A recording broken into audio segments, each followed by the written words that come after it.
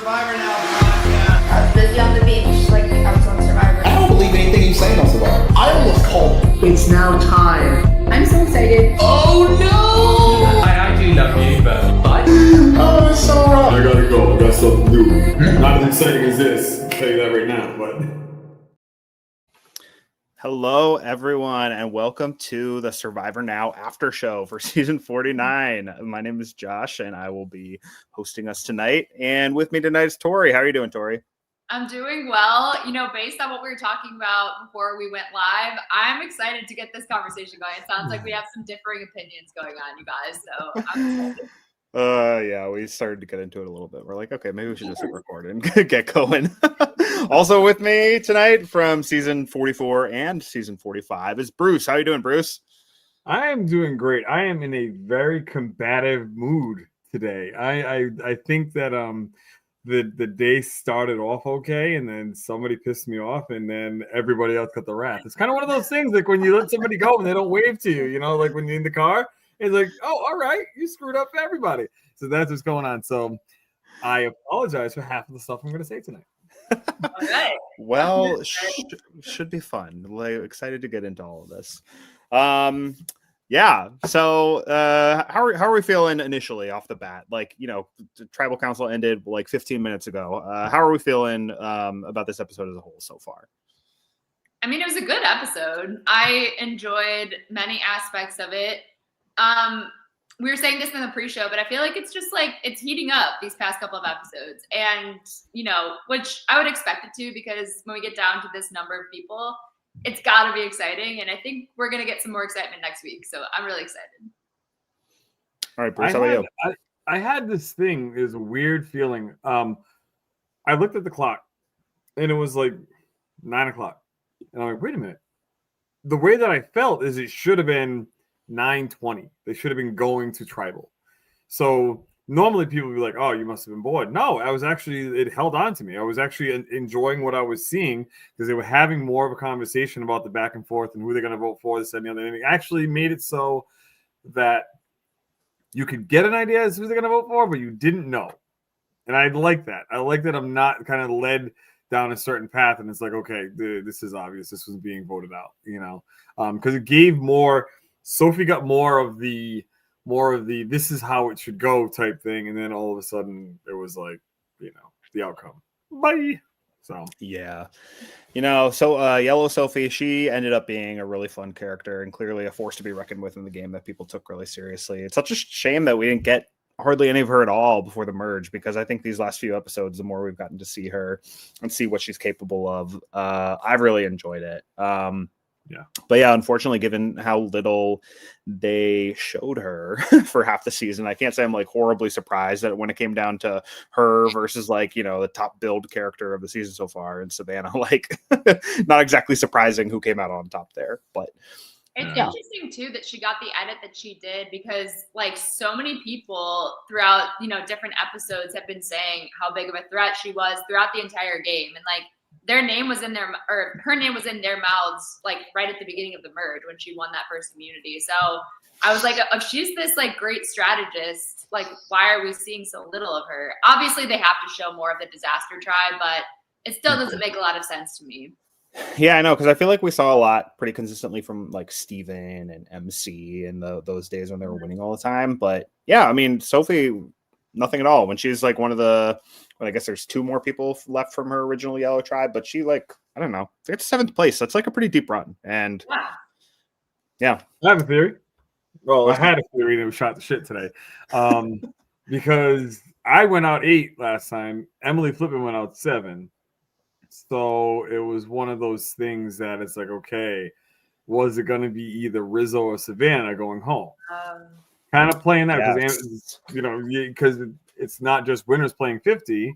Yeah. You're looking at, you know, someone that came in 7th is playing on 50. So I was thinking that maybe they were trying, because, you know, not for nothing. Production and the guys that sit there on the cutting room floor, they're not doing anything original nowadays. They're just doing the same shit they've been doing. So we already know that. But so that's why I was thinking that they were going to not recreate the wheel in doing that and just be like, okay, here's that person going out that is potentially going to be on 50 that had an impact on 49. Yeah. I think the Tiffany from season 46, she got 8th as well, and she's on season 50. So I think we're at the point now where like, okay, anybody who gets voted off from here on, like, I mean, the people who are on 50 could get voted off like any time now. It's not like they're guaranteed like final 3 or anything like that. Yeah. So, but even then, I think just with how little they showed Yellow Sophie in the first half, I didn't really have a whole lot of faith in her chances to survive the episode, right? But I guess this all really does come back to her decision last episode with voting out Jawan, and not only voting out Jawan, but like ratting out the plan to Rizzo and Savannah and Blue Sophie, and and taking Jawan out, going with that trio that people haven't been able to break up so far. Yeah. I would say despite efforts, but there haven't really been super strong efforts to break them up. Last week was probably the clearest shot. But yeah, I think coming last week, we were pretty, I don't know. I feel like we were pretty pro Sophie's decision to vote out Jawan and to stick with Savannah, Rizzo, and Blue Sophie, but clearly didn't work out for her too well. And she knows. And keeping in mind, and I said it before, and this is the other parallel that I had after she was voted out. There were so many people vying to be the 5th of the Beaver 4. Like, this is now someone vying to try to be the 4th of the trio that's going on. They don't have a name yet. We got to maybe come up with one for them. And that's what happens. Now you're going. So future Survivor players, keep something in mind. You're going to try to ride or die with someone that's part of, people that are already established. See the writing on the wall and get them out. Like, oh yeah, I'm with you. And then put a campaign together and get them out. Get somebody out. See, it seems like, okay, so the episode starts off with Yellow Sophie. She's essentially like on an apology tour to Steven and Christina and Sage, because it seems like she knew what she needed to do. That like she wanted to take out Jawan, but then they still had the numbers to take a shot at Rizzo and Savannah and Blue Sophie. And that seems like exactly what she wanted to do as she came back and was like trying to smooth things over with Steven and Christina, and then with Sage. Tori, what did you make of those conversations that happened like as soon as they got back from Tribal? I get that people have to have these conversations, but it's just like, I'm kind of like over those conversations at the same time. I know that they're not going anywhere, but I'm like, okay, everybody knows that it's a bunch of crap. Like, your apology means nothing. We know, like, we don't really trust you right now.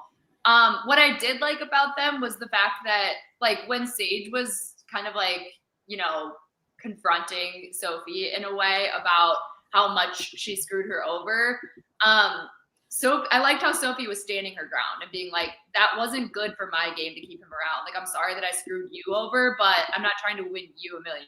So that part I did like. But overall, like I said, I think a lot of those conversations, like what we often see is like people sort of nodding along and either being like, I accept your apology, or still being pissed at the person. Either way, like, it doesn't lead to any more trust. In fact, like, I think it just leads to them wanting revenge more. Mm-hmm. Now, Bruce, do you guys remember that at one point in time, Sage said, while Sophie was doing her little thing, Sage was like, and you're getting madder at me because I'm upset that Jawan's out of the game. So yeah, I think she said that in confessional. But it's like, what do you getting voted out of the, with someone that gets voted out of the game and people are talking about, oh, I'm sorry, I had to do it, For me, it was Kelly. So Kelly got voted out, and I was like blindsided, this, that, and the other. And then I got my information that I was, the thumb holding her down. Even still, before that conversation happened, people were just like, yo, she's too dangerous, this, that, and the other. I'm sorry I couldn't tell you because I know how close you guys were. And I'm just like, yo, don't worry about it. It's a game. In the back of my mind, I'm like, yo, whatever.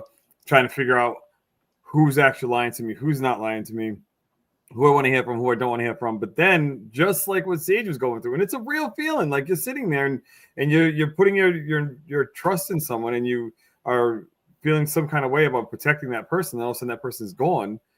You're definitely on an island, no pun intended. So it's like those feelings are valid, and all those people that are going to sit there and say, yo, she's acting way too much, she's only known this person for how many days, like, you don't get it. It's a real true feeling that you do get. And not to like she likened him to her partner back home, Austin.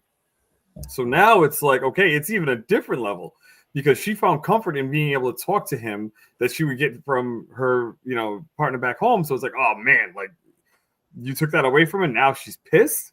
Now she's going after whoever. Now you deal with the devil that you just made. Yeah.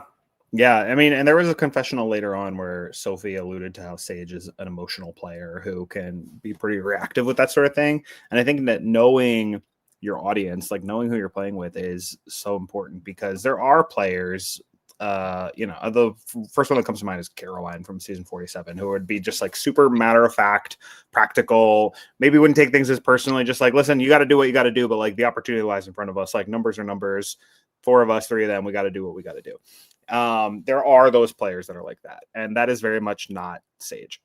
So I do think that while you're not going to fully like win somebody back to you in those conversations, like right after tribal council, you can make it worse. And unfortunately that appears to, be what happened. Yeah. Less is more sometimes, people. Less is more. For sure. My bad. Didn't mean, not good for my game. Then sit there, shut the hell up, and listen to the other person vent. Maybe you'll learn something about them. Maybe you'll shed a tear, even if it's a fake tear. Then you get them on your side. So I don't want to hear it. Can I ask you guys a question, like a follow-up question to that, though? Yeah, sure. What do you think is the play when you get back from tribal council? Because, like I said, and it sounds like Josh, you agree, and Bruce, like it sounds like you wanted your own revenge against people that kind of did that, or you were trying to figure out like who was responsible for this vote out of the person that was like your number one. Like, what do you think is the play? Like, if it's not going up and like apologizing to everyone, do you think it's just like ignoring it, being like, I'm going to bed, or what do you think? Go ahead, Josh. I think that you need to say something. You need to address it and give them space to like feel their feelings and to be heard. Because clearly for someone who is an emotional player like Sage, like that is everything. You need to be able to express how you're feeling and like make a decision from a more grounded place. So you need to give that person space to do that. And yeah, so kind of like what Bruce said, ask them questions like, oh, this seems really hard for you. Like, why is this so hard? Like, yes, it's a game and like you anticipate that people are going to go, but like, why is this one in particular hitting you so hard? I think that there's like, and you have to at least try to offer the olive branch, but I think it's better to do more listening than talking in that sort of situation. I like that. Bruce, burn the damn place down. Burn it down. No, that's the answer I wanted. But like, so you're saying that if you're Sage in that situation, you burn the place down. Yeah, well, that's the thing. Like, I was so pissed off. I was pissed. I'm sitting there. You see me on TV, and I'm just like, oh, what? And then all of a sudden we go back, and then there's all these. Like, everybody comes up. I'm so sorry. I don't want to hear that shit. Like, who did it? Like, who voted for it? Like, I have an idea. So tell me who voted for it, and then let's figure it all out. And then I'm done. I don't want to hear anymore. And the whole thing is like, oh, this, that, and the other. Like, Josh, little pushback. I don't give a fudge about anybody's feelings at this point in time. I want to know the gameplay. What was the reasoning and rationale behind it? If you don't want to tell me, you're not obligated to do so. You are not. But the fact of the matter is that I want to know who I can trust, who I can't trust, or get an idea. And then it's the other side of the coin. It is tough in this game because everybody's going to tell you something that you want to hear at this moment. Because now you're a lone wolf, and maybe you can help them. If you're not completely disliked, maybe you can help them. But you should also look at it as a little bit of a badge of honor because Jawan and she were tight, doing their thing. Jawan rubbed people the wrong way. He was, the fallback for everybody is, oh, they're a danger to my game, or they're such a strong player. This, that, and the other. Come on, man. Like, everybody out there has something that is threatening to another person when it comes to this game. But if you sit there and really take a look at it, she was pissed. She's on a revenge tour, and she has all the right in the world to be because she's got to figure out who did what. And she got her golden, her white whale, if you will, in Sophie, because now she's gone. Like she had a part in that. She blindsided it, and then it was like, all right, bye, you're gone. And all the stage needed was one person to say, hey, you should get her out. I'm sorry, say that again. Come back to me. And they were. So it sounds like you're relating a lot more to Sage in that situation. What I was saying, I was speaking if you're Sophie in that situation. When you come back, that's what you should be doing. But because if you are the one who did the scorning, then I think you've got to take that more, that more like low key approach. But I think, if you were the person who got scorned, like, and you want to like burn the whole. But everybody should have left her alone. Everybody should have just been like, yo, well, not so much left her alone, but been like, yo, blah, blah, blah, blah, and then listen. Then listen to what she's gonna say. Yeah, that's what I'm saying. There was a point in time when she was talking and she had like this, the about to cry. And she had that, and I'm just like, no, don't do it. But it's like she was talking with that lip, and she was showing how emotional she was and how much that hurt her. And I don't think at that point in time, I don't think she even said anything about her partner to anybody. It was in a confessional, but that's what she was thinking. So thank you for not saying that in front of them. Hopefully she didn't. She can make it to the final three and utilize that. But you only want a little bit. You only want a little bit, and then you just kind of deal with me personally. When I was done having my conversation, I walked away from everybody, and I think that was kind of the wrong move on my part because I didn't want to deal with anybody's shit because it was that led to my next day of just absolute BS mentally, and then I won immunity that day, which was great and it helped me out. But it was when you're hurt like that, you're gonna blow up, but you get a little bit of information and then you just kind of ride with it. And but yeah, if you have the ability to just pull a Jatia and throw some rice in the fire. Yes. I think there are definitely a whole lot of different memorable scenes over the years of like how people, respond or don't respond in that sort of situation. I think, I mean, you totally can. What's coming to mind right now is Sandra in Pearl Islands going all scorched earth and being like, Rupert caught all these fish. No one's going to eat these fish. I'm going to spill them. I'm going to like get rid of them. But then she spills them everywhere and then lets her best friend take the fall for it. And it becomes this whole thing. Picks a fight with Johnny Fairplay in the process. Like that's like an all-time scene. She went full scorched earth in that situation too, and she won the game. So, but I guess most people can't do what Sandra does. Anything can happen. Yeah.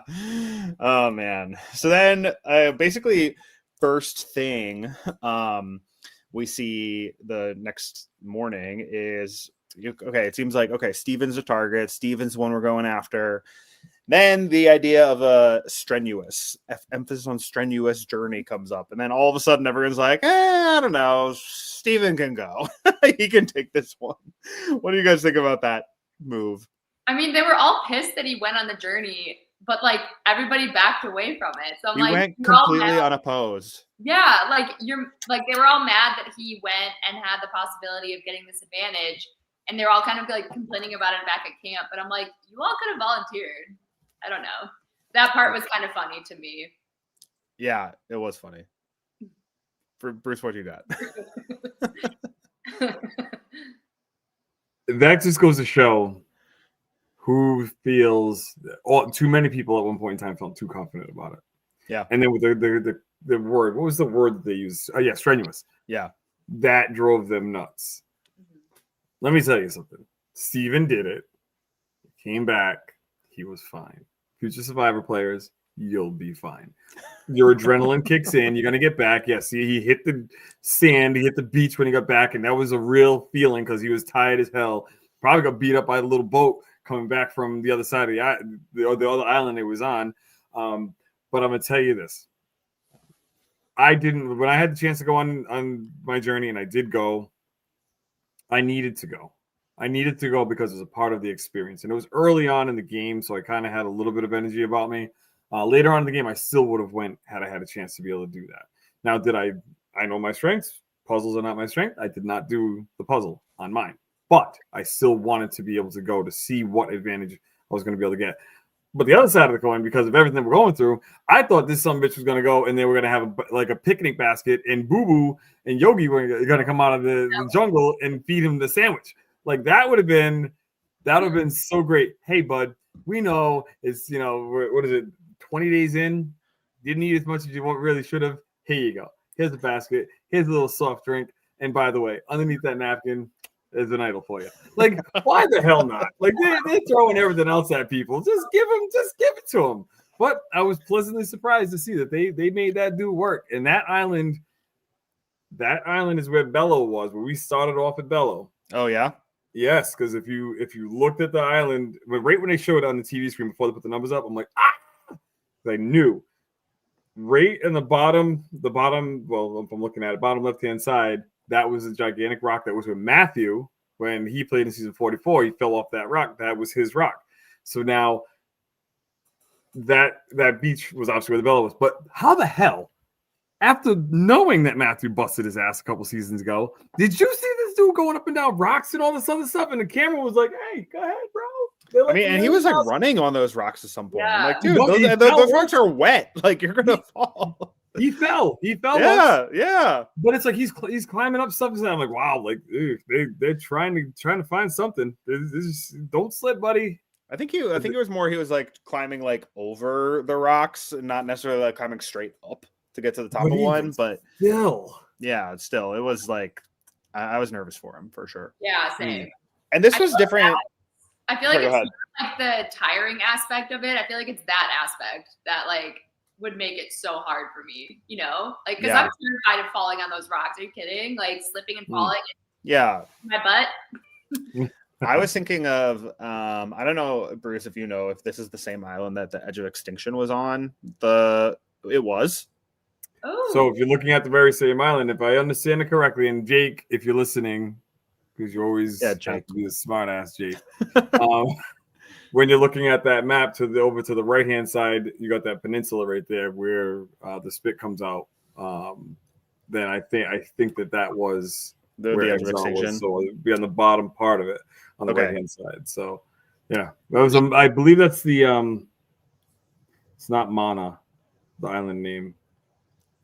I have it on my phone somewhere. But anyway, so yeah, I believe that was the island. Okay, because as he was doing that, I was thinking of in Winners at War, the one challenge on Edge of Extinction where they needed to. I just remember Natalie Anderson like running back and forth, like like it was just like nothing at all for her when everyone else was like fighting for their whole life. I think they had to run back and forth like 10 times or something like that to like.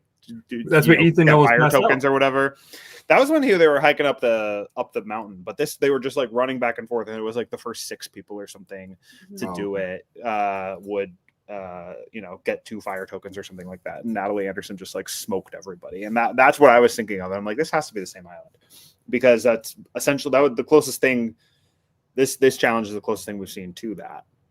Where it was like, okay, how's your cardio? How's your running when you're operating on nothing at all? I mean, this one looked tough compared to, I'm trying to think of other times they've done this where they just send one person on a journey, like at this post-merge, like instead of a reward challenge. So I know Bruce, in your season, Emily had this really complicated puzzle that she passed on doing. Then Rachel famously, she did it was like a sliding. You had to like slide these balls around or something like that before it fell off. So it wasn't necessarily hard, but you had to do it quick before the weights took the thing into the sea. Yeah. Eva last season had to like stack a bunch of stuff, I think. This one seemed like easily the hardest one though. Yeah, this one was by far the hardest because each other one, there might have been like a little bit of a physical component or like some thought involved, but it was nowhere near A, as long, or B, just you didn't have to. None of the other ones involved thinking or running around the island and doing that much cardio and everything combined. Yeah. It was impressive. Let me tell you something. I would have looked at the number and been like, 16. Cool. And it ran like 5 steps to turn back around. What's the number again? See, okay, what's funny about the number is your boy Jake, when he had to like get numbers for the challenge advantage, and he said like the Survivor seasons, like who won. Yeah. I'm pretty sure when he said it was 18, 43, 25. I'm pretty sure those are the same. I don't remember the order, but I remember JT was like, oh yeah, JT, Gabler, Denise, like those, and those are like the winners of like those 3 seasons. So I'm like, did I choose the same numbers? Jake would know for sure. But I'll see him tomorrow. I'll ask him. Yes. Yeah, please do. Told him we asked. You know what I thought of during this challenge, and I'm curious, like Bruce, especially since you've played before, like Would you guys ever go up to that challenge, look at it, and just start guessing number combinations instead of like wasting your energy running around? I would be tempted to do that, but I feel like production would probably scold you if you did that sort of thing. Like they wouldn't let you do it. That's true. But Yeah. Bruce, Bruce would Production never would more than likely say, "Hey, no, we can't do that." do it. Yeah. And not to mention, like, think about the amount of combinations because we at that point in 6 time, he digits, doesn't that's know. 100,000. But he doesn't know that it's 6 digits, but he doesn't know that there are only 3 numbers. Yeah. You know what I'm saying? So he has no clue. So he could have who has time to do that? Nobody has time to do that. No, 6 digits, that's a million possibilities. But here's the other thing also. So if you looked quickly and observed very well, you would see that because it was all about the tide. He had to beat the tide. And by the time he got to where he needed to get to, and when he was able to smash the the jar, the tide didn't really move all that much. Yeah, it seemed like he had plenty of. I mean, not what do I know? But it seemed like there was a ton of gap between like the jar and the water. I would have been I would ask the question because I'm a mariner. Like I've been in the ocean. I've done it for years. I did it in the Navy, this, that, and the other. And it's like, okay, so how much time until high tide? What do we got? Like, what am I looking at?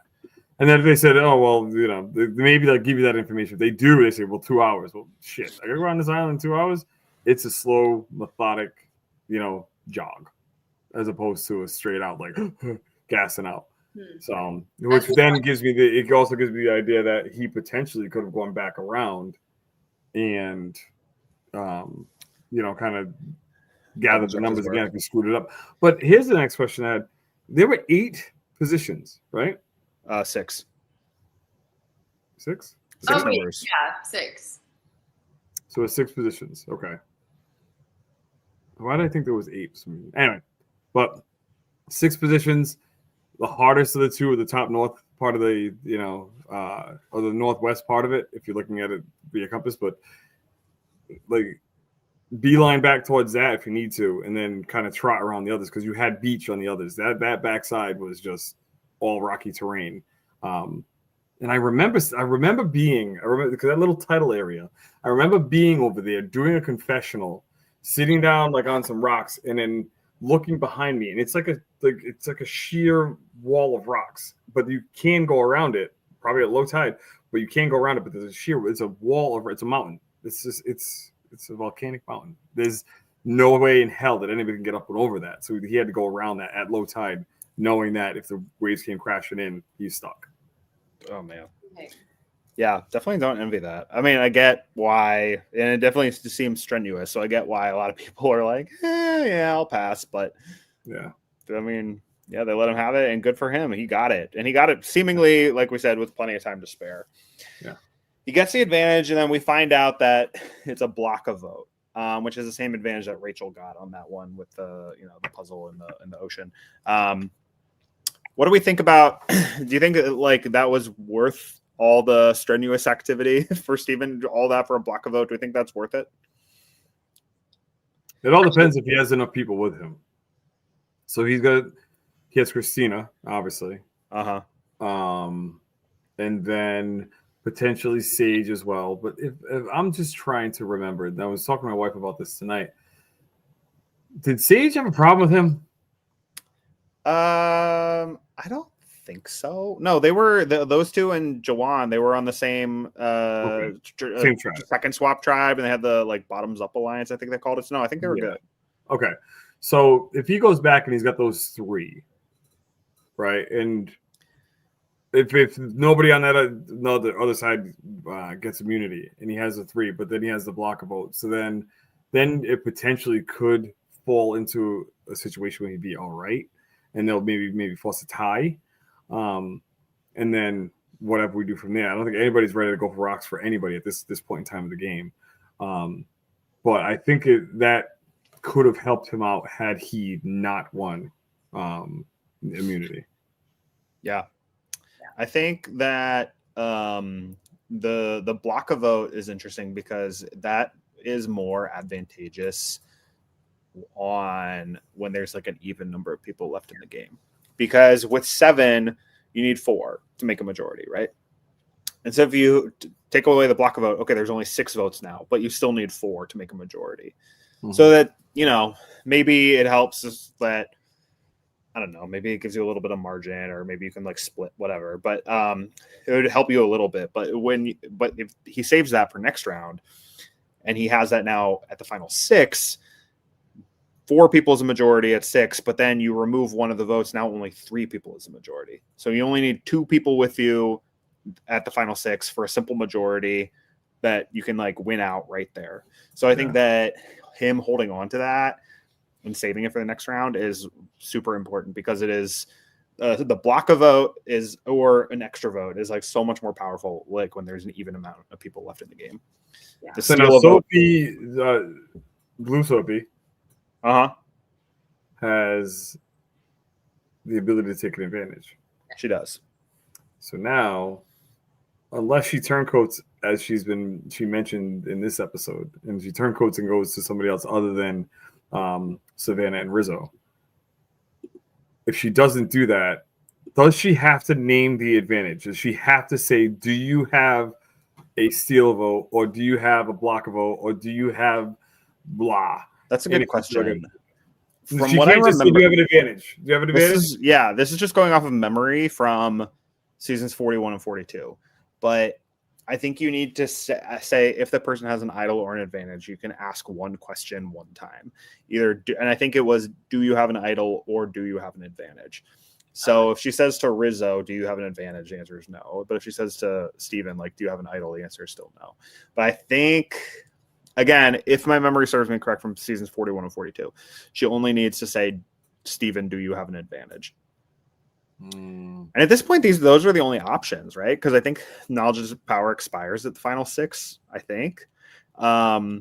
So her only options would be take Rizzo's idol or take Steven's block a vote. Yeah. Yeah, I'll be interested to see what she does, because she clearly wanted to make a move this episode. It didn't really end up happening, even though like Sophie was a challenge threat and she was a threat in a couple different ways. But her biggest threats are, and everybody's biggest threats are, Savannah and Rizzo. Like, they're the biggest threats to actually win the game, and they're playing the best games out there. So I'll be interested to see if she actually goes through and takes Rizzo's idol away, because that would be a huge move, and that alone could win Sophie the game. Yeah. And the thing is, Sue, she sat there today and she said flat out, like, I'm the bottom of this 3. Yeah. Like, yeah, they're showing that for a reason. Why would you want to be the bottom of the 3? Like, there's already a plan that's in place to take out Savannah. So you still do have one other person that's a challenge beast, because if I understand it correctly, there were 3 people that won twice. Correct. So one other person that has the ability to beat out Savannah. And please, world, if you have something to say about it, keep it to yourself.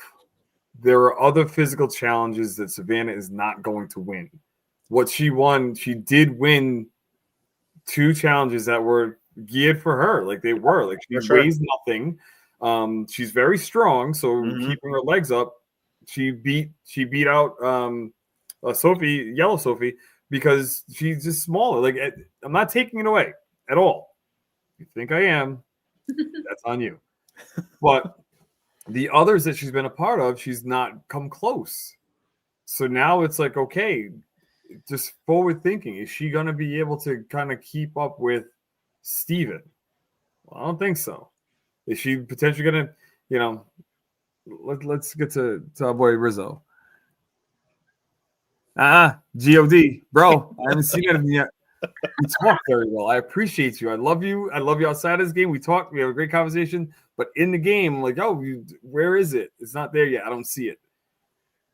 Are you going to show up and win the immunity, the individual immunity? We'll see what happens. But until that point in time, you're a talking head. It's good. That's what production likes. Keep doing it. Get that money. Hopefully you won this season. We'll see what happens.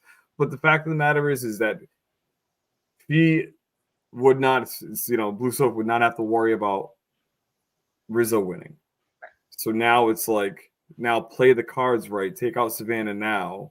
And then now you still have the ability to potentially win a game, win a individual immunity. So it's just, we'll see. Yeah, we will see. I'm gonna get so much hate. I don't think so. I think that yeah, I don't think so. I think that Savannah is clearly like good at what she's good at, but I don't think that she's like unbeatable in challenges. Clearly, we've seen that. I think Yellow Sophie was the one who was closer to winning all of them. I think we talked about this last week. She either won or got second in every individual challenge so far. Yeah. And this one, I mean, it was unclear like who got second, third, whatever, but she was like right there, you know? Yeah. And like Survivor challenges are so specific and they can be so random sometimes where like somebody that's typically like really athletic or really good at puzzles or really good at one thing, like that's great. And they could be winning a few challenges, but then this other random one comes up where it's like balance this plate like on like the tip of your finger or something like that. And it's like, okay, like that's so random and like nobody necessarily is practicing that at home. So that could literally be a game. Early merge, they are kind of that like balance, agility, endurance kind of thing. But like as it goes on, like I mean, you know, like this one is we've seen so many people win. Like obviously this is the first time they did it on like the spinning top rather than like the rocking back and forth platform. But like we've seen so many different types of people win this challenge over the years. Like you know, it was one that anybody could win. I like that they added this wrinkle to it. I like it. It's something new. It's something different. You know, and it's I liked it. Yeah, the counterweight. You know, that was saying that was coming from the post behind them. So I liked it.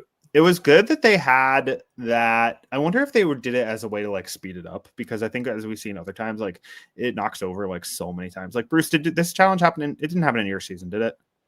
Yeah, Jake, was it? No, those are cups that Jake broke the. Oh, I mean the final one. The final one, yeah. Yeah, no, but the stacking, yeah, okay. There, I guess that's that was there's similar components, I guess. Yeah, but where was I going with this? Like in those challenges, I mean, I feel like they knock over all the time, and you just see that, you know, like anybody, like there, it happens all the time where like someone has a lead, and then they, you know, do the little montage of like a bunch of people knocking it over. This one, it didn't seem like. I don't think they showed Steven or anybody like knock it over. They only knock it over at all. I mean, they showed Blue Sophie knock it over. Blue Sophie knocked it over. So I wonder if it was intentional on their part to do it in a way that's like a little bit easier, where it's still like the balance and finesse and everything, but it doesn't take as long, which seems to be, as years go on, a little bit more of a priority for production with these things. Did anybody notice that like they showed a close up of who had the black blocks? It was Blue Sophie, I think. Okay, so there you would think that the blocks would be, you know, kind of on top. No, there was air between them, so they weren't made to like be like completely flat, not locked in place, but they weren't made to be flat. Like there was that kind of uneven cut. So it was kind of like, if you have that for one person, is it the same way for everyone? You know, is that your ability to work through a hack? You know, to find the hack in the, you know, in what's going on. So if you have completely flat pieces, hey, there you go. Yeah. You have completely flat pieces, then you're in a good spot. Just make sure it's in the middle when it's spinning. But even Steven, when he stacked it was leaning for no good reason whatsoever. Right. What was the reason for it? Yeah. You know? So. I don't know. I guess we'll have to hear about that when they talk about it in their exit press or whatever. I'm gonna make a phone call right now. Why are those blocks so screwed up? Yeah, please do it. No. I was kind of thinking though, like Steven's like a science guy. I wonder if he figured out like the physics of it all, and like if he stacked them like a certain way, like if there was like a better way. That's a good thing. You know what I mean? Yeah, that's a good question. I'd be very curious to see what Steven has to say about this challenge. Let me tell you something. He's smart as hell. I'm gonna give him that. But yes, he stopped. He's on the platform. 1, 2, 3. Steven wins, and he moved, and the thing fell over. But that was after he started to celebrate a little bit. Yeah. But, like, but it was like right on the edge. Like he was moving, the thing was like, I was sure it was gonna fall. If Sage farted, that's it. That would have fell right over. So you don't know she has a propensity to do that. So. Oh my god. Oh man. Okay, so we were talking about the challenger, but a little bit before the challenger, two things I wanted to touch on. One, I want to go back to what Bruce was saying about how Blue Sophie identified, okay, I'm at the bottom of this 3. I'm like number 3 of 3. You know, I think it's interesting that they show that because there have been a few times now where she's been like, okay, I have this knowledge is power. Nobody knows. Hey, maybe I should make a move because I'm at the bottom of this. Even though she didn't really consider using it a ton these last few episodes. So it really does make me believe that like she's going to use it in a way that is really cool. But the question that I have though is how big of a deal do you think it is to be in a season where you stop voting people off at the final 4?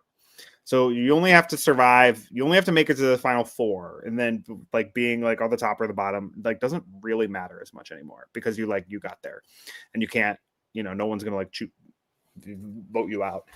So is being the number 3 in a 3, is that as bad as Sophie thinks it is? I think it's not bad in terms of like making it to the final 4. So you're at least in fire making if you're the 3rd in the top dog alliance.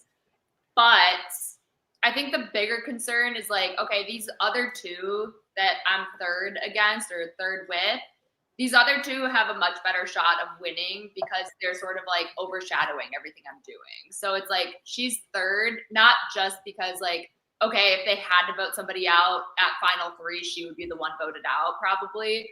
I think it's more in the sense of like who's going to get jury votes. Like I think she's going to be like a no vote finalist if she ends up in the finals with Rizzo and Savannah. Yeah.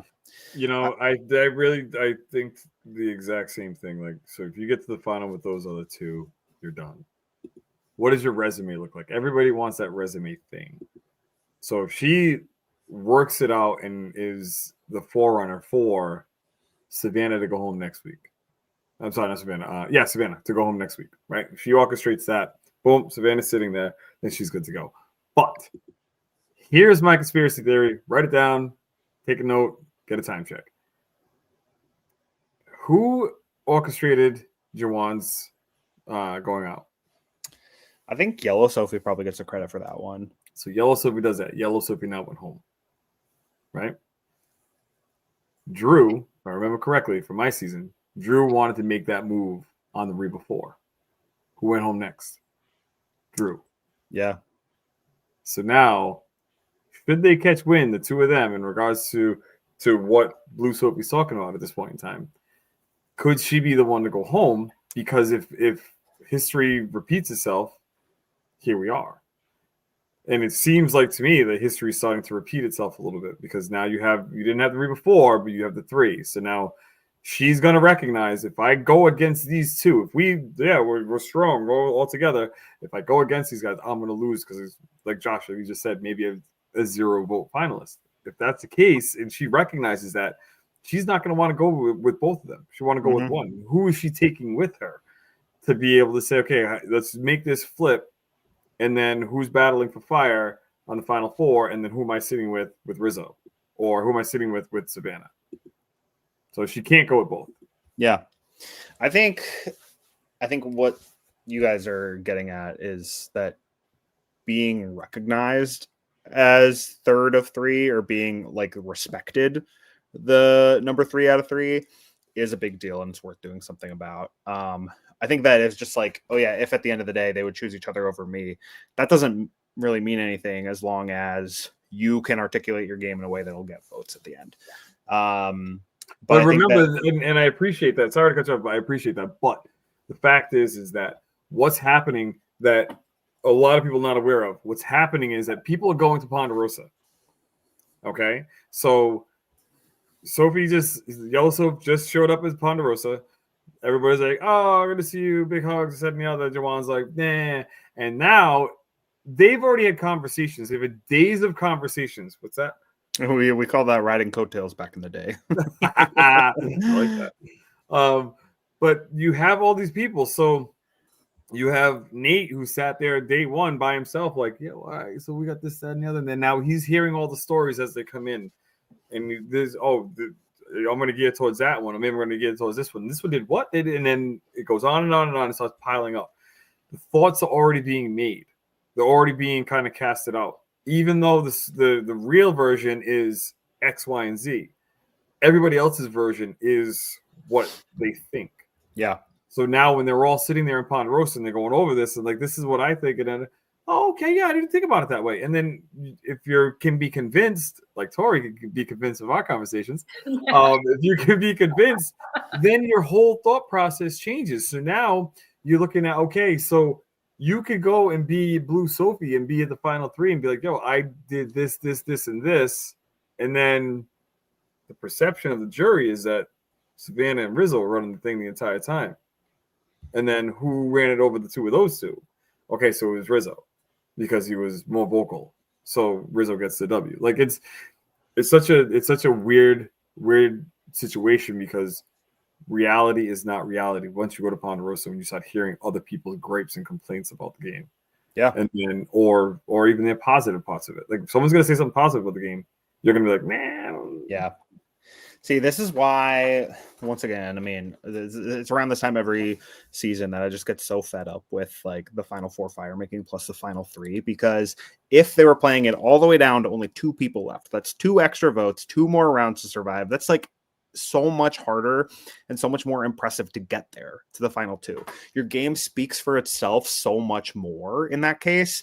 And so when Blue Sophie is thinking like, oh man, are they going to respect Rizzo Savannah over me? I don't know.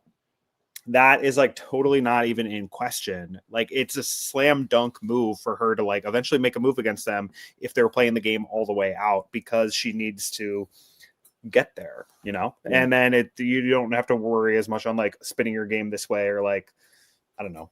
Your game speaks for itself a lot more when you make it down to just 2 people. And that's, I think production shoots themselves in the foot every single time. And they've been doing it for like 10 years now with how they hamper the game in that way, because it gives people less room to play, which is really just too bad.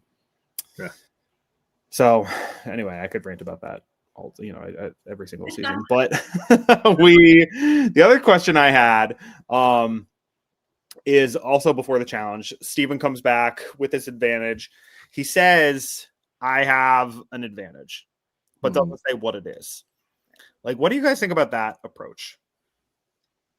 I mean, Steven's position where like you got left out of the last vote. You think people are coming for you. You're kind of on the bottom. What do you think of that approach? I think at this point he might as well just like say what it is, because now you've got people speculating that it's like more dangerous than it actually is, like with what Rizzo's doing. I don't know. I don't know that it was the right play. I feel like if you're gonna like tell them the whole story, tell them the whole truth, and then say like I have an advantage, but I'm not gonna tell you guys, then it's like, okay, like what are you keeping to yourself? Like why are you telling us this whole thing and like then not trusting us? I don't know. I think it's the wrong play. Bruce, what do you think?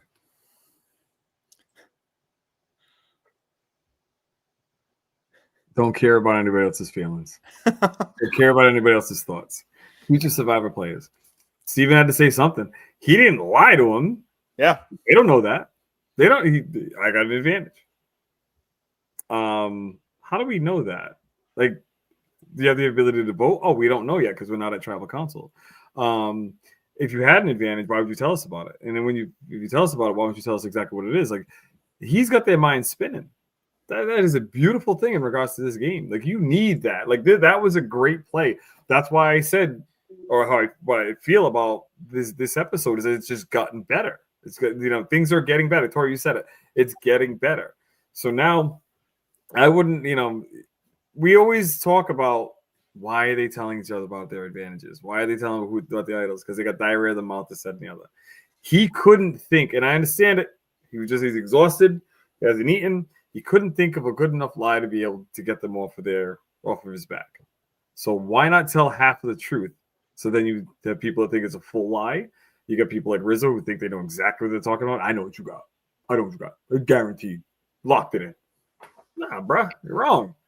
So I'm just thinking, I hear what you're saying, and you're like, that makes a lot of sense. I just think like now, like you've got people speculating, you're like, okay, like he's now just like making our heads spin. Like we need to get this guy out of here. We know he has an advantage. Like he obviously went somewhere. He either has an advantage or he lied to us completely and lost his vote. Like, I don't know. I think if I'm Steven and I'm coming back and I'm deciding to tell the truth, I'm just saying like the name of any advantage. It doesn't have to be the advantage that I actually have. I just think like, in order to just like get them to stop thinking about me, like I think I'm just saying, oh, I have, whatever, a knowledge is power. I have a steal a vote. I have something, Yeah. But then remember that. So now if he turns around and says, "Oh, I got the knowledge is power," and then Bluso turns around to Rizzo and let's say he doesn't win, individual immunity. If he turns around and talks to Rizzo and to Savannah and says, she's got to try now to protect herself and her 3 people. Maybe now she's got to spill that she has the advantage, but then puts her in a precarious position because they might be like, "Oh, when did you get this beautiful advantage of yours?" So everything is mildly calculated. If the calculation comes to 100, every single person calculates it to 60 because there's so many other levels above and beyond what they're thinking. Because you're only thinking, you're playing checkers sometimes, especially when you're not eating. The really good players are playing chess. But you're playing checkers, him coming back and saying, "Yes, I have something." That puts enough fear and paranoia in the minds where I don't think anybody really wanted to go after him. Yeah. You know what I'm saying? The other's like, "Oh, well, we don't know what he's got. So how if I say his name and then he uses what he's got against me, then I'm screwed." You know what I mean? So there's so many sides. And Tori, I agree with you, but they're on your side, but I like my side better. Yeah, no, I think that's definitely makes a lot of sense. I think I'm also with Bruce in that allowing them to fill in the gaps on their own. They could take it in any sort of direction and then make an unforced error, which has not been what Rizzo and Savannah and Blue Sophie have been doing. It's the other side that's been making all the unforced errors this season and been kind of playing scared and all that. So I don't know how effective it'll ultimately be, but clearly it made Rizzo paranoid and he thought that he got to steal a vote, which is a lot more powerful than a block a vote. A block a vote, if we're thinking about block a vote, extra vote, steal a vote, idle, knowledge is power, whatever other advantages have come up in the new era, block a vote is kind of the lowest tier one. It's the least powerful of all the advantages that are semi-common that we know are out there. So I think in that case, I think you'll give them the space to think that it could be more powerful than it is and hope that they make an unforced error in the process, which no unforced errors were made by, Rizzo and Savannah and them tonight on as far as that advantage goes. But I don't know. I think if I'm in Steven's position where everybody knows I am on an advantage, everybody knows that I probably got something. They all saw me go on this journey. I think you just, don't lie. So don't give them a reason to not trust you, but just put it on them. No, I actually don't trust you guys. You guys tell everything to everybody. I got to keep this to myself. I don't hate it. Yeah, he didn't point everybody out and be like, "Yo, you did this and you did that. So this is his reason why I'm not telling anybody." Yeah, he didn't do that. He's just like, "Oh, I'm just, I yeah, have an advantage." Yeah. Well, that's all I got to tell you. Actually, too, this is kind of random, but I think it honestly, too, worked out really well for all of the other players, not Steven, that he won immunity because they got to see without any real penalty, if he was telling the truth about not losing his vote, Yeah. Now they know for sure that he does have something. So that'll be interesting to see how that shakes out next week. Yeah. Yeah. So, definitely. And I think that even though Rizzo can I ask a question? I'm so sorry. Go for it. How many did Yellow Sophie get? How many votes? 6. She got. So even if Steven didn't vote, it still Jeff would have had to read 4 votes. And he did read 4 votes. So 4 makes a majority, either at 6 or at 7. Yeah. Hasn't he in the past not read when it's kind of a foregone? No, he always does it until it's mathematically impossible. So if there's 6 votes, he'll read until it gets a 4, or if there's 7 votes, he'll read until it gets a 4. Okay, makes sense. Yeah. So I mean, in that case, you can lose your vote and it's fine. But where is it going with this? Oh, so the one thing is that we saw that Rizzo did kind of get spooked by that and assumed that it was worse than it was, and he is so confident that Steven has a steal a vote. Not the best read on Rizzo's part, but I do think that I don't know, Steven accomplished what he was trying to do in the sense that he got the wheels spinning and got them a little bit paranoid. So don't hate it. Okay, so we are going to take a really quick ad break, and then we will talk about everything that went down post Tribal Council. So stay with us. We will take this. We'll be back in 1 minute after this break. Welcome to Bracketology, fantasy sports for reality TV. Bracketology provides fantasy football and bracket-style games for Survivor and 33 other reality TV and award shows. We offer free-to-play, season-long fantasy games for Survivor across 4 different game types, ranging from a March Madness-style bracket to weekly elimination confidence pools, and finally to a fantasy football-style game where you draft a team of contestants each week. Depending on what they do and say during the episode, based on a predetermined list of rules, is how they earn or lose points. You can create and join a public league, like the Survivor Now League, or you can create private leagues with your friends. Make sure to check back in after the episode to see how your teams did. In addition, Bracketology also offers daily fantasy pools. Utilizing 2 in-app currencies, coins and bucks, users can enter pools with either currency, answering a slew of multiple choice questions about what they think will happen during the episode, or about other related Survivor or other pop culture news and contests. The top 25% of point scorers in each currency will receive a split of the prize pot. Play with coins for fun to climb the social leaderboard, or play with bucks for your chance to earn real cash prizes. Download the Bracketology app for free today. Good luck. All right, so we get back. My eyes are all water. What? Oh man, yeah, Bruce is he's an hour ahead of me and Tori here, and you gotta. Yeah, I always forget about that. When you said 9 o'clock, you were watching the episode. I was like, "What are you doing at 9 o'clock?" Yes, you're in Central Time. It's 9:30 right now. So we get back from the challenge, and basically we see that they want it's either going to be Sophie, Yellow Sophie, or Savannah. Sage has been hell bent on Yellow Sophie this whole time. Yeah. So what do we think? One of the things I said to Bruce and Tori before the show was, I thoughts on Sage's decisions and her motivation and all this. So like, if Sage is the one that is really hell bent on, okay, Savannah's got to go. Yellow Sophie's got to go. I want revenge. Mm-hmm. What do you guys think of her deciding she's not targeting Savannah, she's targeting Yellow Sophie now?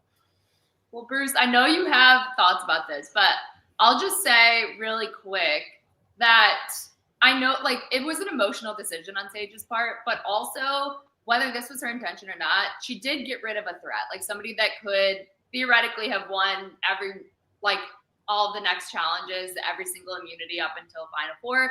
I mean, as we were saying earlier, it could be anybody's game. These immunity challenges can literally be anything. So it wasn't necessarily like that much of a concern maybe, but she was a threat. And people have been saying for a long time that Sophie was a lot bigger threat than what we saw early on in the game and even like throughout her time after the merge. So I think it was a good strategic move. I just still don't understand. Like, they had a wide open shot at Savannah, and they've been talking about this whole time how Savannah's the biggest threat. Like, she's going to win against absolutely anybody. Sage was even saying that earlier on. So I kind of wish that she could have put her emotions aside for one vote and recognized that this is the time to get out Savannah finally. Not that I wanted Savannah to leave, but so basically all is to say I'm a little torn. Like, yes, it was like a decent move, but if they have made a better move, absolutely they could. I agree with you there. They could have made a better move, but it just came down to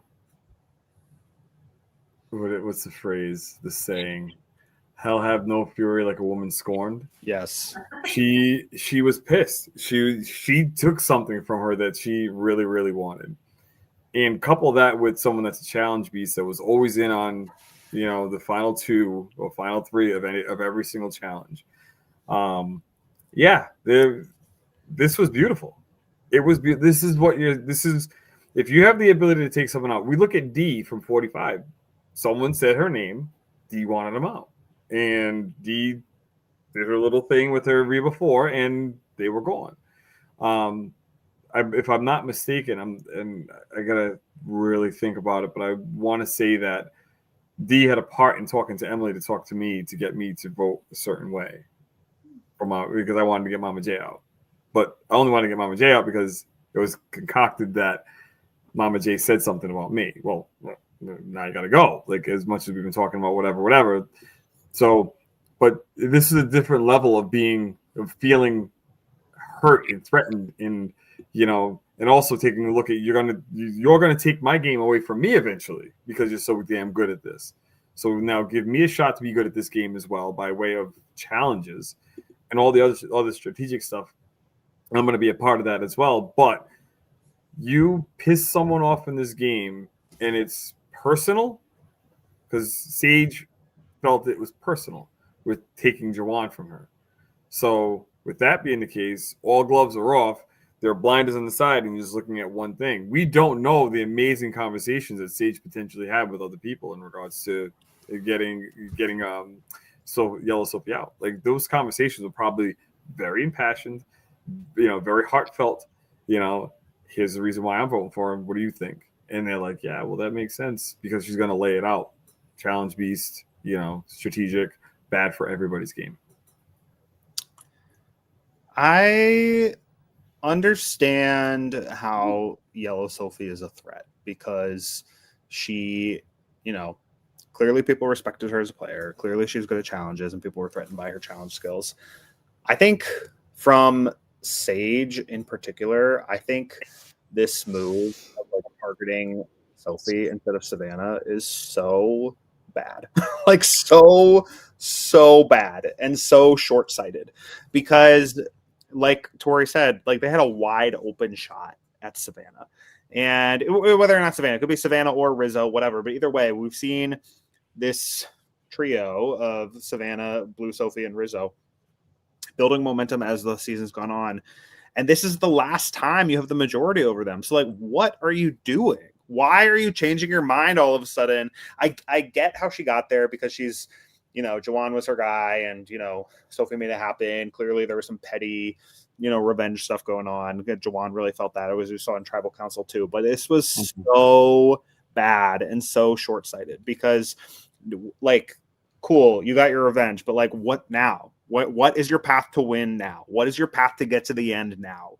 It's not there because, like, you completely cut off all your options when you had opportunities before to go after Rizzo and Savannah, like, multiple times. Like, yeah, you did last episode, but, like, you could have done it at the split tribal when MC went home and you didn't, and you could have done it at the episode where Alex went home, but you didn't. Mm-hmm. And now you're here, and I get that Sophie was the one who swung the tides against Jawan.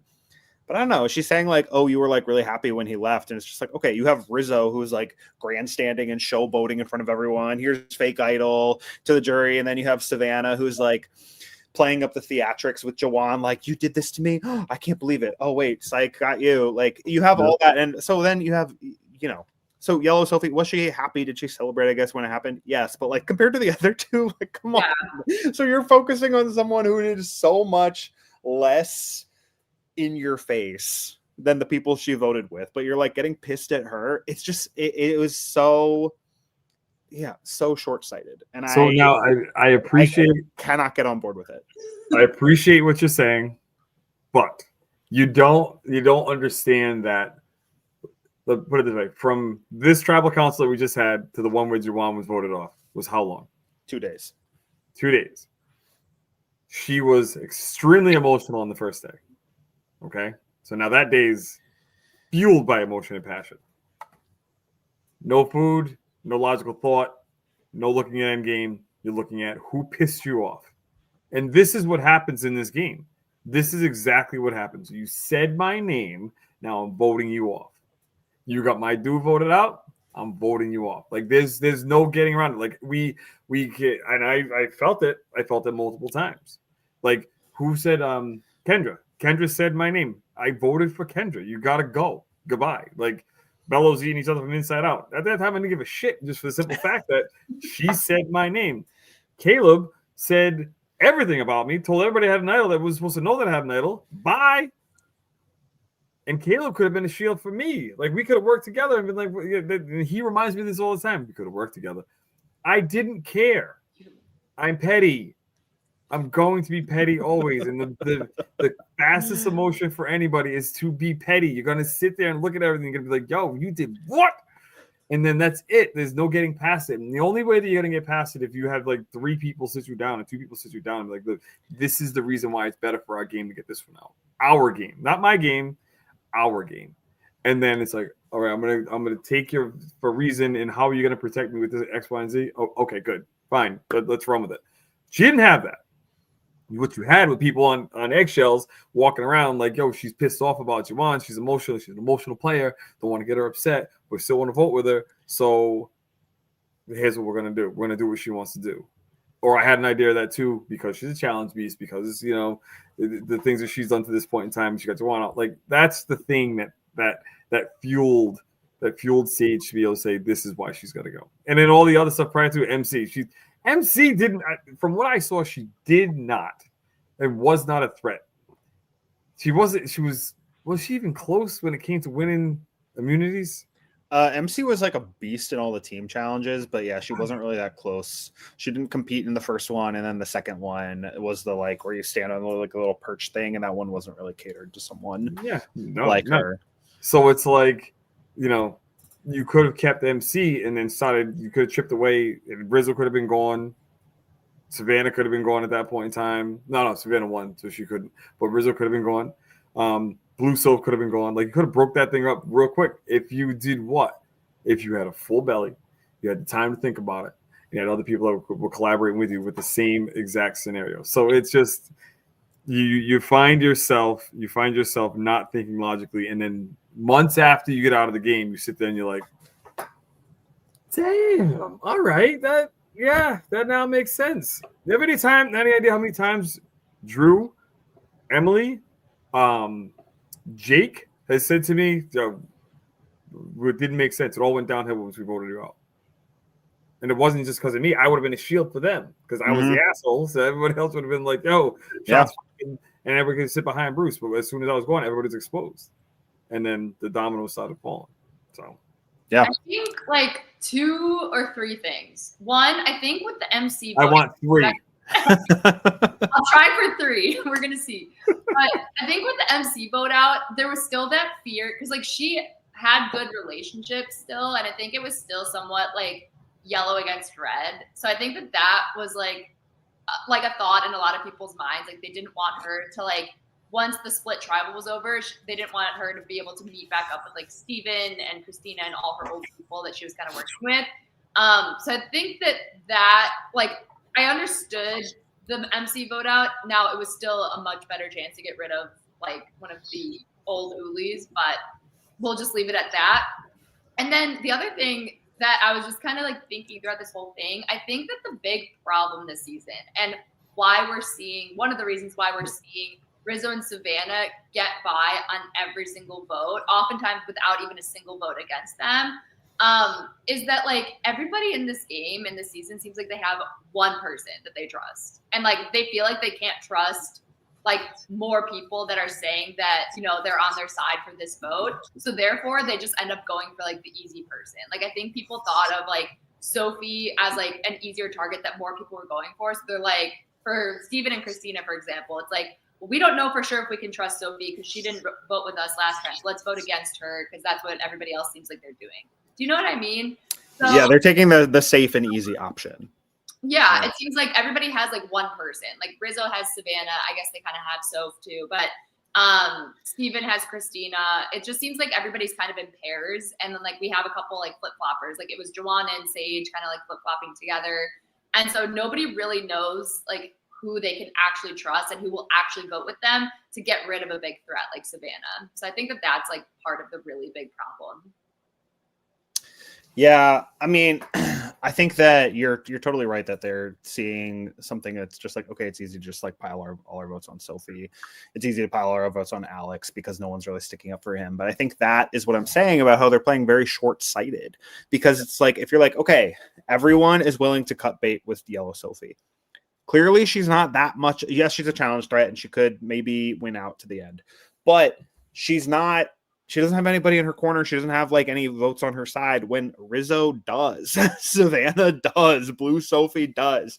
And they've missed that over and over and over again. And more credit to that trio because they've like done what they need to do when they got knocked down at the merge and they were outnumbered 7-3. The other team, they just like that group of 7, they just keep shooting at themselves rather than focusing on, who the real target is this whole time. And I get the pettiness of, oh, you took out my friend and now you got to go. I understand the impulse, but like, it's the final 7 of Survivor. There's a tight trio. You yourself said last week that it's a tight trio you need to take out. Like, you need to get it together and vote out Savannah or Rizzo. Like, you need to get over that pettiness and do it. Like, I understand how she got there, but it was just such a bad and short-sighted decision that she was just hell-bent on all episode. And Steven and Christina going along with it too. I don't really understand what their deal was either. I mean, maybe let's just say Steven and Christina, they go back and Sage is with them and they're having a conversation when they get back from travel. And then all of a sudden Blue Soapy comes over and says, hey, we got to get one of them out. Blah, blah, blah, blah. Okay, fine. This and the other. Blue Soap goes over and says Sage to Rizzo and Savannah, says Sage said something about you. Okay. Now Sage is going to be like, nope, she's gone. And that's what sticks in the mind. Like this, like I can't say it enough. Like it's the short-sightedness it's a problem. It is a problem because it is something that you just can't get past. Like you can't get past it. It is, you have a short period of time, and especially like given the personality that's there as well. Like if it's a personality that will dwell on something, you got to get rid of it before you move on to something else. So now you utilize that to your advantage. You go to Sage and say, hey Sage, Savannah was talking mad junk about you. Like seriously, she was saying X, Y, and Z. Like you should have been the one to go 3 votes ago. Blah blah blah. And if you really want Savannah out, now you're like, okay, let's do whatever we got to do to make sure she's not out. So now Steven has wherewithal and says that to Sage, and Christina is on the same page right there. So now there's 3 of them having some fun, and then Sage finally wins, immunity. Now you can take that pop shot, and then you can get, Rizzo. It's a foregone conclusion he's not going to play his idol, and he's not going to go home with it because he's going to get to the point where he can't use it anymore, and he's going to be fine because he's talked his way into being fine. But now you get the ability to go out Savannah, But Steven or Christina lie to her and say she's talking junk about you. Yeah. I mean, I am just really curious as to how use that passion. Yeah, I'm curious as how they got there because it was a 6-1 vote. I wasn't expecting a 6-1 vote, but I wonder if they just saw that Sage and Blue Sophie weren't on board, and then so just the votes weren't there, so they let Sophie go. But when Rizzo first pitched it at the reward when they're eating spaghetti, like Christina was like, no, I don't want that. But Steven was like, oh yeah, maybe, then I can save my extra vote. And it's like, my guy, like you can keep your block of vote no matter what. You have immunity. You're here anyway. Like, so Yellow Sophie getting out does not serve you. That serves him. If he's suggesting that, clearly, Sophie's not that important to him either. Like, why are you trying to appease him? Like, he wanted Sophie out more than likely because of the fact that she is a challenge beast and could potentially, like you said, win out. Yeah, so that's his short-sighted way of looking at it. Yeah, but Steven saying that to Rizzo, he said it to Rizzo just as he's like, yeah. But then he said it in confessional too, where he was like, oh yeah, no, this might actually be good for me. Yeah, because remember, little inside information. Yeah, I mean that could have been at any point. Yes, it could have been at any point, but let's just say it was after they sat down and Rizzo said that to Steven. They're gonna ask a question like, "Yo, you seem to be really on board with, Rizzo's plan to go after Soph." Okay, yeah, I was. So with him saying that, like and then there you go. Like it kind of plays into the narrative of what's going on because the production is going to remind you of the conversations you had, and they're going to say, "Okay, talk to me more about that." So there you go. That's how you get that sound clip of him saying that, of Steven saying that. So yeah. Just some insider information. I believe me. And if I can read through the tea leaves and see what they were saying, I'd be like, yo, everybody's against me. I know. I am really. I mean, I'm just so curious as to what Steven and Christina are gonna have to say for themselves when this is all done, because I just think this is, like we said, you had a wide open shot and you didn't take it, and this is like your last opportunity to have a wide open shot. Well, Like, and here's Let's the see. thing with When the them. season's over, let's get them on. Let's get them on board. Yeah, honestly, let's do it. Let's I do think it. with Steven and Christina, like if I'm one of them at this point, or if I'm anyone on the bottom, I'm thinking like, especially if I'm like Christina, where I don't have immunity, I could very well like be going home at any time. Who knows? Because I'm not really with anybody other than Steven. Like I'm super locked in with. And like if I'm there, if I'm one of them, I'm taking like big swings because it's like I got to lose. It's like You have to. I might as well vote for the person that I think is playing the best game out here, because why not? Who cares? Yeah. So yeah, I also don't really, that was kind of like my biggest question mark. But I think it goes back to like in this season, we're not seeing people really trust anyone other than their one person, like their number one. Yeah. Yeah. I think this was a good move for Savannah and Rizzo and Blue Sophie. I think it was a really, really bad move for Sage and Steven and Christina. Yeah, because like you said, if you're on the bottom and there's only 3 votes left. For the final 7, there's only 3 votes left, which is insane. So stupid. But because of that, you can't just do the whole like anybody but me. I just need to get there. Like that doesn't work when 4 people make it to the end. Like that's not. It doesn't work like that. You need that could work if there's only 2 people, and then you can articulate that a lot more, and then people are looking at you a lot more. But you need to do, and you can't just like skate your way to the bottom without anything really to say or anything to show for it. So if you're Christina or Steven, you absolutely have to take the big swing. Hopefully they get rid of it for 50. Yeah, it's a new era. It's a new thing. They've been doing this since we got to vote on it. Since 35. 35, yeah. Yeah, I was gonna say 36. So yeah, it's like maybe it's definitely run its course. It's definitely. I mean, yeah, it's kind of a fire making challenge for like have it like we talked about this like weeks ago. Have a night challenge. Yeah. Have a night challenge and then have them to make fire and then go find something in the woods. What I think they need to do is like, again, go back to a final 2 because it's objectively better in every way. And what you should do is the final immunity challenge happens at tribal council between the final 3 people, and it's fire making. And whoever wins immunity, and then they take whoever it is with to the final 2. You still get the thing where you're going to show it off in front of the jury. You get the big moment. You get the whole fire's your life. You get the whole like, oh, we need to do this. But it's like you're playing for it's an immunity challenge and you win. Like that's what they need to do. I love that. Like write into CBS and tell them that idea. I'm sure you can't be the only one that thinks like that. In fact, I know you're not. But seriously, yeah, because like if you want a fire challenge so bad, that's fine. Just make it an immunity challenge, which they've done. They've done that before. Like, just do that, but don't make it this. Don't take away the vote. The whole point of the whole effing show is that you vote each other off and the tribe has spoken. That is like what makes Survivor. Like, yeah, I don't know. So I think that's the thing that I just will never ever. It's been 15 seasons, but I will never ever be okay with it. I mean, it's clear why they did it in the first place. And it was kind of like exciting when they started doing it, like for Ben's season. But I agree. At this point, it's old, it's stale. Everybody, like, nobody likes to see it anymore. And it takes away so much of the gameplay, like you were saying.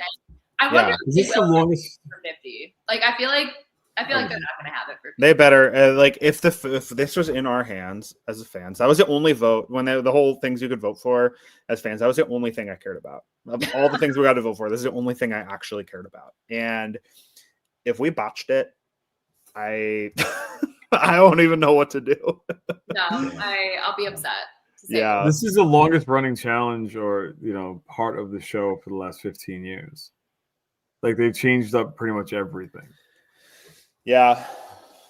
So it's like this can go away. You do the hourglass, and that lasted for seasons. 2 seasons. That was done because it was an absolute disaster. It was a I mean, dumpster Final Four fire making is also an absolute disaster. Like, not only does we've gotten rid of the vote at Final 3, we've gotten rid of the vote now at Final 4. And because of that, we've now made the vote at Final 5 most of the time is a slam dunk. Season 45 was really exciting with votes going all over the place, but most of the time we're seeing that the vote at the Final 5 is an open and shut case because it's just like, okay, who's the biggest threat? Let's take him out at the end. Like, when it's a much more layered decision of like, oh yeah, if this person gets to the end, they're going to win. But then maybe we need to keep that person around for a future vote. When like that's how it all becomes so much more layered and complicated when you have votes at the Final 4 and at the Final 3. It's not as much of a slam dunk case. And then even in the end, when it gets down to one person just making a binary decision, like, do I take person A or person B? They get it wrong a lot of the time. Yeah. Like, it's like, because when it's just you making one decision theoretically for $1 million, you get it wrong. Like, sometimes they get it right, but sometimes they don't. And I think it's really compelling either way at that point. But and like, call me crazy, but let's normalize crazy playing. Thanks. Let's normalize like seeing players play the game of Survivor. You know what I mean? Yeah. Like, what you're saying, like, I want to see them actually make hard decisions on like who to vote on. I want to see, like, more of the actual votes, more of like the strategy involved. Like, there's obviously like a lot of the advantages take away from that, but the other thing that takes away from that is the Final 4 fire making. And the Final 3. Like, because the reason that they said they introduced the Final 4 fire making in the first place is because they're just like, oh, well, it's just easy to vote off the best person in 4th place. Well, you know why that is because it's easy to just pile on that person when you don't need to worry about, oh, am I 1st, 2nd, or 3rd in this group? But then if there is a vote afterwards, like, the obvious target is not always going to go home at the Final 4 because you have a reason maybe to keep them around for one more vote because you need someone, because then what if then you could become the biggest threat at the Final 3, and then also we see that alliances of 3 have no reason to turn on each other ever. And we've seen that happen so many times. But because you don't have to vote each other up past that. But anyway, I digress. You caught me monologuing. Tori represents the Survivor purist, and me too. Josh as well, yeah. Yeah, I don't need to be like, hey, go back to season 1. Like, I think idols are good, and I think that swaps are good, and the occasional advantage is good. But I think that the 2 tribes and a Final 2 is like a must. We have to. An absolute you know what? must. Like, I think the twist on like a future season should be like going back to a season 1 format, because I think that alone would create a lot of paranoia in the players. Like, they're always going to think that there's like an advantage or a twist coming, but it never actually does. Like, they have to just like play with what they've got. I kind of think that they need to do that. Yeah. I agree. Yeah. One last thing I wanted to get at before we get to, because I think we talked through the decision and like how we got there. But one last thing is, I kind of liked how at Tribal Council they kind of got into like the moment between Savannah and Christina and how we're like, oh, we're kind of not really on the same page. It's like kind of like a love / not hate, and then Christina's like a strong dislike. I'm like, wow, we're just being super open about our feelings about one another, which I feel like we don't see a ton these days. We talked about that last week, like, with idols and shots in the dark, you have to be a lot more coy and keep your cards closer to your chest. So for people to just like put it all out there, it's kind of refreshing, I think.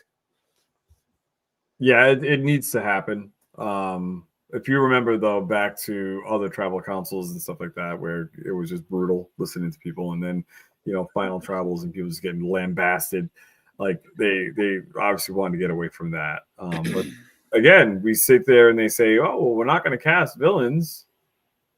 Villains show up after the fact. Okay. Don't get me wrong, some people are villains and they, unapologetically are that. But some of them just show up. They show up and they're like, okay, I don't like you. And I don't like you for this reason. And I just think it's honesty. It's not being a villain. It's being honest. There are going to be a lot of people out there going to be like, oh, that's the villain of the season. She's such an asshole. Like, she's not. She's just speaking her mind. Like, if you were out in town in public and somebody, you had a personality clash with somebody out in public, like get away from me. Leave me alone. Why are you talking to me? Like, that's what's going to happen. And it's just so happening now in front of us again on television, because this is something that's been brewing for a while. But the only thing I didn't like from it is that Christina said that like we have this thing like la la la, and she didn't vote for who voted for Savannah? Who was it? Just Sophie. It was unanimous. Everybody else. Oh, you mean last week though? No, I mean this week. Because This week, yeah, no. Yellow Sophie voted for Savannah. Everybody else Yeah. voted for Yellow Sophie. So it's like Christina, like hopefully there was again. We don't see it, the 24 hours that were being taped prior to, but it's like I hope that there was a good reason for you to be able to do that, and working with Steven as well to be able to do that, and not vote for Savannah. So I'd like to think, giving Christina the benefit of the doubt, I'd like to think she wanted to, but then just saw that the vote, like Sage wasn't bought in and Blue Sophie wasn't bought in, so the votes weren't there. I'd like to think that was the case, but because it does not benefit Christina or Steven at all to have Yellow Sophie go. So we'll see. We will see. But I know I enjoyed that. I still don't really get what Savannah has like done other than be competent, confident, attractive, successful, and like, I don't know, maybe that makes people feel uncomfortable or whatever, but I don't really see what there is to like hate about her from other players. I think things just keep working out for her. Like, you know what I mean? It's just kind of like, and just like her directness and her confidence. I think there might be just a tiny bit of jealousy, like in the sense that like Christina is seeing this girl walk around with all this confidence. Everything keeps working out in her favor. And she's kind of like playing the game that maybe Christina wishes that she could be playing. I don't know. Are you asking like, what has she done to be mean or? I mean, why does Christina like have such a quote unquote strong dislike for her? I don't get it. I think it's a little bit, like I said, of jealousy in terms of like the gameplay aspect of it.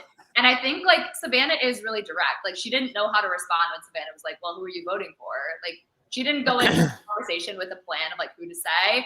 And I think like being caught off guard like that, whenever somebody does that, like it would rub me the wrong way probably if I got caught on the wrong side of that conversation. So I think it's just those kinds of things all combined.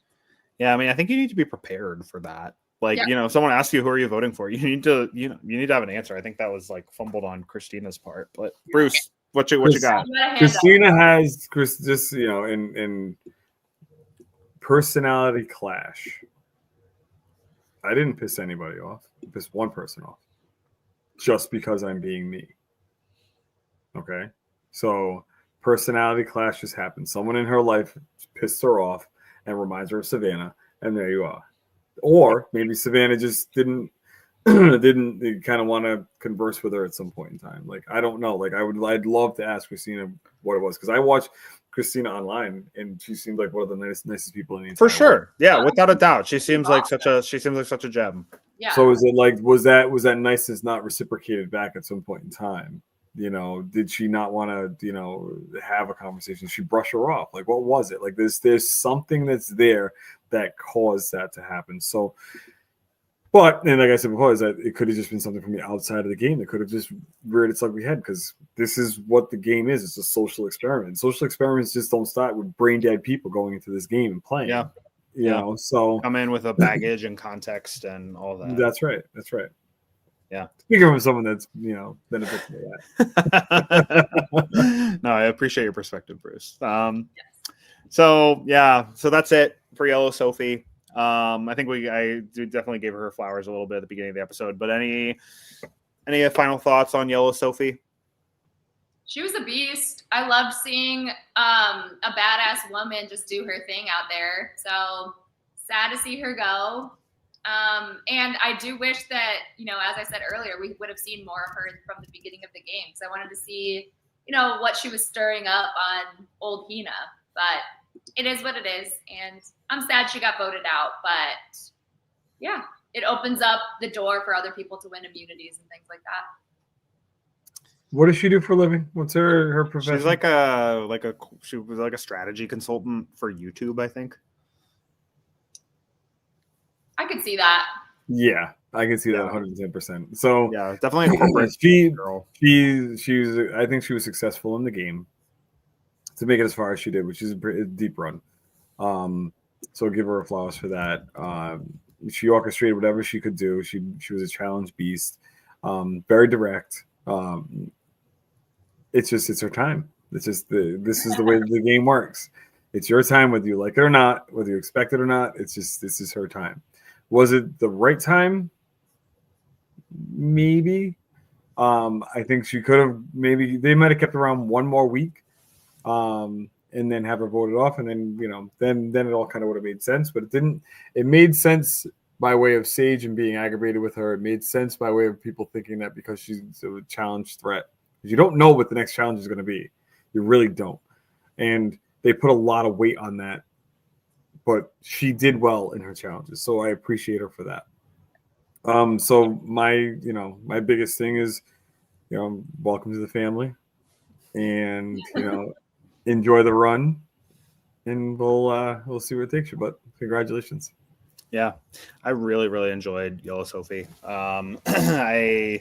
She was definitely became one of my favorites. And while I didn't want Savannah to go either tonight, but I really enjoyed her and like how she, became more and more of a threat, and people took her really seriously in this game. And she was, I enjoyed her confessionals. I enjoyed her kind of like no nonsense approach to a lot of things. I think that her directness was pretty refreshing in a lot of ways. I loved her voting confessional at the end for Savannah too. She was like, "Oh, there's only room for like 2 hot 31-year-old challenge beasts on this. There's only room for one of us." I thought that was cool. It was like a game respect game moment, and that was great. she was great. I really enjoyed her. So real quick, before we get into plugs for the remainder of our shows, I want to do a quick draft check-in. Both of you guys, Tori, you've still got Sage left. Bruce, you've still got Christina left. But with Shaheen, he was like looking in a promising position since he had both Sophies. But now with the elimination of Yellow Sophie, every single person has one player left. So 6 drafters, each one has one person left. So man, I am so far behind right now. The bracketology system definitely doesn't do you favors if your people get out earlier. This is a huge night for Steven, but Ollie has Steven. He's pretty far back too. So see how that goes. But everybody still has one person left, so could be anybody's game. Could be. Cool. Well, I wanted to draw our attention real quick to a couple of our shows that are happening later this week. If only I could find the schedule. There it is. So we had, our pre-show and after show right now.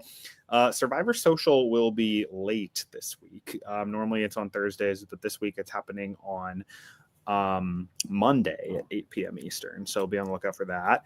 Stock Watch, we're going to talk about, the Edgic and how people are doing in the game will be Friday at 1 p.m. Eastern, and then Got Something For You is on Sunday at 5 p.m. Eastern with a special guest from season 38 that is to be confirmed. So not saying it super for sure yet because it's yet to be confirmed, but keep an eye out for that. Follow keep an eye on our Instagram and everything and this YouTube page to see all the relevant information. As always, Tori, Bruce, thanks for coming and hanging out here. It's always so fun to talk. And as always, like our pages, follow us, comment, subscribe, tell your friends, all of that. We appreciate your watching us and your engagement with our content so much. And thank you so much. We really appreciate it. We will see you next time.